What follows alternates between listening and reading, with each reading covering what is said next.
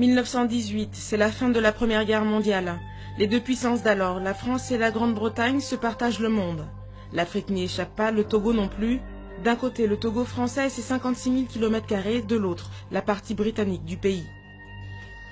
40 ans plus tard, ce dernier est rattaché à la Gold Coast, l'actuel Ghana. Pendant ce temps, la partie francophone du pays, placée sous mandat de l'ONU, évolue auprès du Dahomey voisin. La vie politique togolaise s'organise alors avec un objectif, l'indépendance. Mais comment y parvenir?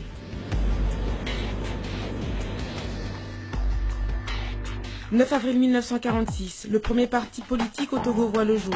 C'est le Parti togolais du progrès. Ses partisans militent pour l'intégration du pays dans l'Union française. À sa tête, Nicolas Grunitzky.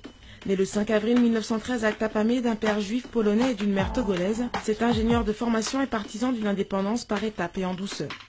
Rappelons qu'il était métis. Son père est un Polonais blanc, donc c'est le fils d'un Européen, donc peut-être qu'il avait ses acquaintances, disons, sanguines, hein, avec la France, qui l'empêchait donc de laisser partir le colon facilement. D'un côté le PTP, de l'autre le CUT. Créé en 1936, le Comité de l'unité togolaise prône l'indépendance immédiate. Sylvanus Olympio assure le secrétariat général du parti, Augustino da Souza le préside.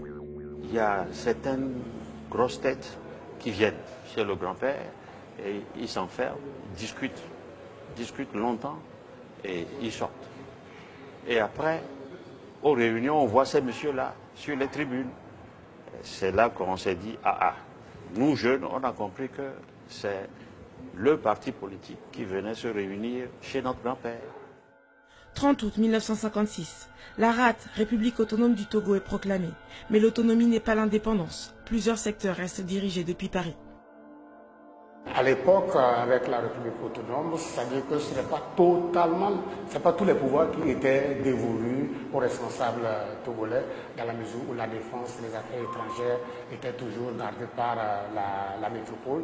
On avait un premier ministre qui pouvait donc organiser la gestion du pays avec la collaboration notamment de la France. Cette autonomie interne, par rapport à la revendication des nationalistes togolais à l'époque, n'était pas la vraie indépendance. Donc ils ont contesté cette autonomie en disant que non, que n'étant pas une colonie française, ils réclament leur indépendance. Un référendum est organisé par la France. Souhaitez-vous intégrer l'Union française ou rester sous la tutelle des Nations Unies? Les Togolais se rendent massivement aux urnes pour répondre à la question. Dans les rues de Lomé, une tendance se dégage déjà. Le gouvernement de la République autonome avait organisé une grande manifestation au stade municipal de Lomé. Au cours de cette manifestation, quand on a voulu hisser le drapeau du Togo, de l'autonomie interne, qui était un drapeau vert avec 2 étoiles, une étoile dans les 2 coins, une représentant le nord, une représentant le sud.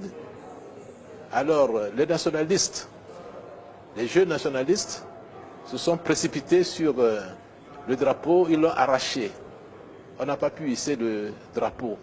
Et pendant ce temps, il y a un petit groupe qui est monté à la tribune pour dérouler une banderole pour dire que c'est l'indépendance que veulent les Togolais. Le CUT remporte le référendum du 27 avril. Les Togolais veulent l'indépendance immédiate. Ils ont entendu l'appel de Sylvanus Olympio. Tout le monde criait, c'était la joie. C'était la joie. Sylvanus Olympio est le nouvel homme fort du pays. Il est désormais à la tête d'un Togo libre et souverain, mais il ne proclamera l'indépendance que 2 ans plus tard. Le Togo devait 800 millions à la France. Mais dans la vision politique, économique du Premier ministre d'alors, il voulait absolument rembourser ses dettes avant de proclamer l'indépendance. Et il avait demandé qu'on lui donne 2 ans. Parce que l'indépendance, pour lui, c'est de ne plus dépendre de l'extérieur. Donc c'est le sens qu'il voulait donner aussi à l'indépendance. Si bien que le 27 avril, quand le Togo a proclamé l'indépendance, le Togo ne devait pas un seul franc à qui que ce soit. 27 avril 1960, l'indépendance, au sens que lui donnait Sylvanus Olympio, est proclamée. il y avait au moins 56 ou sinon une soixantaine de délégations qui étaient là pour assister à l'indépendance du Togo. Délégations étrangères, hein, y compris même la Chine, la Russie, l'Allemagne, les États-Unis. Un an plus tard, Olympio est élu président de la République en battant son adversaire de toujours soutenu par la France, Nicolas Grunitzky. Sa première visite officielle à l'étranger, une fois que le Togo était indépendant, il était allé en Allemagne, à Bonn, avec le chancelier Adenauer à l'époque. Et vous imaginez à l'Élysée la tête qu'on faisait, un petit pays comme le Togo qui était donc sous le giron de la France, sous mandat français, et pendant longtemps, devient indépendant et son chef d'État va d'abord chez les voisins, les Allemands qui sont donc les Boches, comme on dit, les ennemis jurés de la France. Si l'année 1961 voit Sylvanus Olympio devenir le premier homme de l'État, elle est aussi celle de la montée de contestations naissantes. Le président de la République est accusé de verser dans la dérive. Les gens de la Juventus, le parti politique qui a aidé le CUT, le comité de l'unité togolaise, à accéder au pouvoir en 60, en 58 d'ailleurs, gagner les élections en 58, mais le président Olympio les a fait mettre en prison. Ce que je crois, il n'a pas pardonné à la Juventus, le fait d'avoir quitté le camp des nationalistes et plus tard se rallier au Parti togolais du progrès et les autres, bon, il n'a pas apprécié cela. En fait, Olympio ne supportait pas la contradiction, il ne voulait même pas d'opposition. Un peu plus, il allait devenir un autocrate. Le climat se détériore. Le 13 janvier 1963, Sylvanus Olympio est assassiné. Le soir, il était passé ici, l'après-midi du 12 janvier, la veille donc de sa mort. Et mon père lui parlait de cette histoire de coup d'État.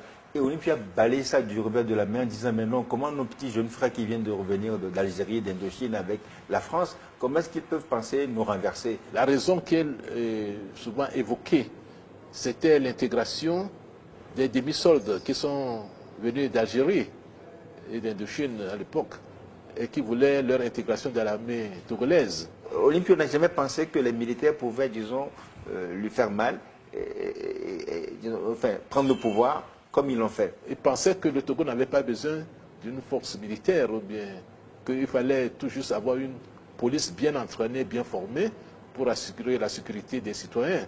Et ce sont les demi-soldes qui ont fait cette insurrection. Finalement, ça s'est sorti par son assassinat. Le pouvoir revient alors à Nicolas Grunitzky. 4 années durant, il dirige le pays. Et 4 ans après le coup d'État qui a coûté la vie à Sylvanus Olympio, Grunitzky tombe à son tour.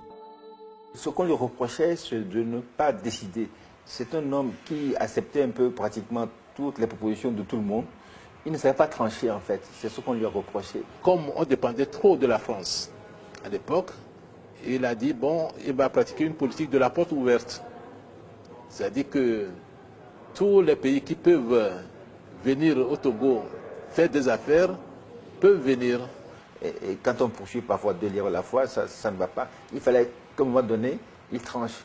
Et il était pro-français et on le reprochait beaucoup. Les nationalistes étaient beaucoup plus nombreux, effectivement. C'est ce qui amènera finalement le président Yadema, qui était devenu chef d'état-major en temps de l'armée togolaise. Et le 13 janvier 1967, il a déposé le président Grunitzky.